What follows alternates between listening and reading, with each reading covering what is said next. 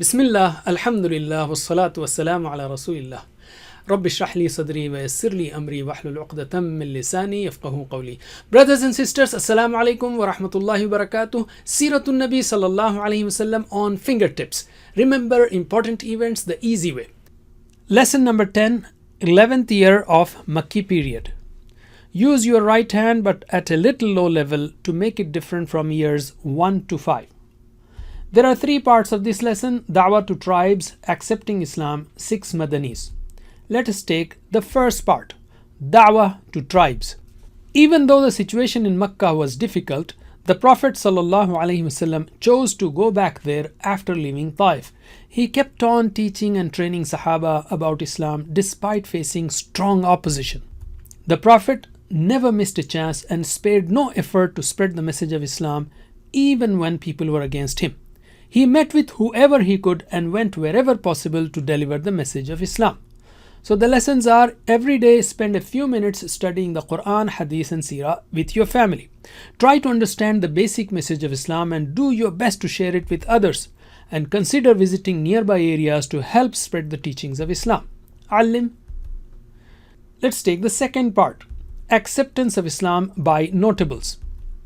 When the Prophet ﷺ came back to Makkah from Taif, he invited the people who had come for Hajj to embrace Islam. He would extend his da'wah to every tribe. Till the 10th Nabawi, following the start of his public da'wah, the Prophet invited many tribes and individuals who had come for Hajj, but unfortunately none of them accepted Islam.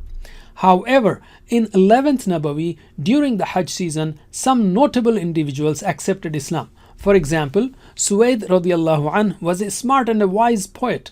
When Prophet ﷺ recited the Quran to him, Suwaid thought it was an incredibly noble and beautiful expression. Right then he embraced Islam. 𝐒𝐞𝐞𝐫𝐚𝐿 radiallahu anh was the leader of Ad-Daws tribe. The people in Makkah who worshipped multiple gods had given him wrong ideas about the Prophet. To avoid hearing the Prophet, 𝐒𝐞𝐞𝐫 put a piece of cotton in his ears. But when he met the Prophet and the Prophet recited the Quran and introduced Islam to him, he immediately embraced Islam, saying he had never heard anything more logical and wonderful than the Quran.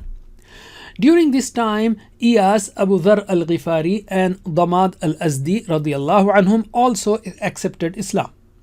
The lessons are: don't feel discouraged if people don't immediately accept your invitation to Islam. Keep spreading the message even if it takes many years.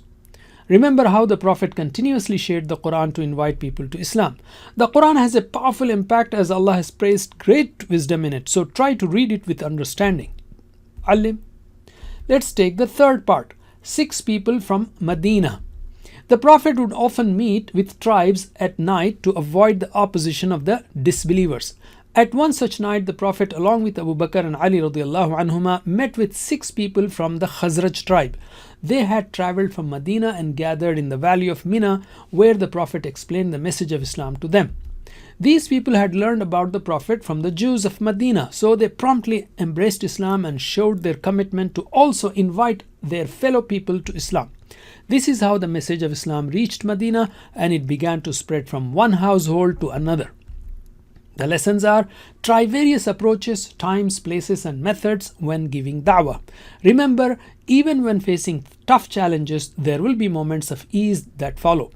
Be quick to perform good deeds, just like the 6 people from Medina who accepted Islam promptly. Alim. Let's talk about the Quran. In the 4th period of Makki life, that is 11th to 13th Nabawi, 15 surahs were revealed, approximately equal to 8 juz or para. So at least remember 7 to 14 minus 10. These surahs were revealed to guide Muslims and to invite others to Islam. Read and understand these surahs. They offer valuable guidance that is relevant to our lives today also. See how we can apply these teachings in today's circumstances. Let's take Hadith. The Quran and the words of Prophet ﷺ profoundly influenced the lives of Sahaba, instilling in them faith, patience, unwavering commitment, and a willingness to make sacrifices. They remained steadfast in their adherence to Islam despite facing intense opposition. Therefore, spend some time to read the Ahadith daily. So we have learned 3 main topics of 11th year of Makki period. Now practice them on 3 parts of the right thumb. Da'wah to tribes accepting Islam, and 6 Madanis, or in brief, Da'wah, acceptance, and 6. That's it. Jazakumullah khair. Wassalamu alaikum wa rahmatullahi wa barakatuh.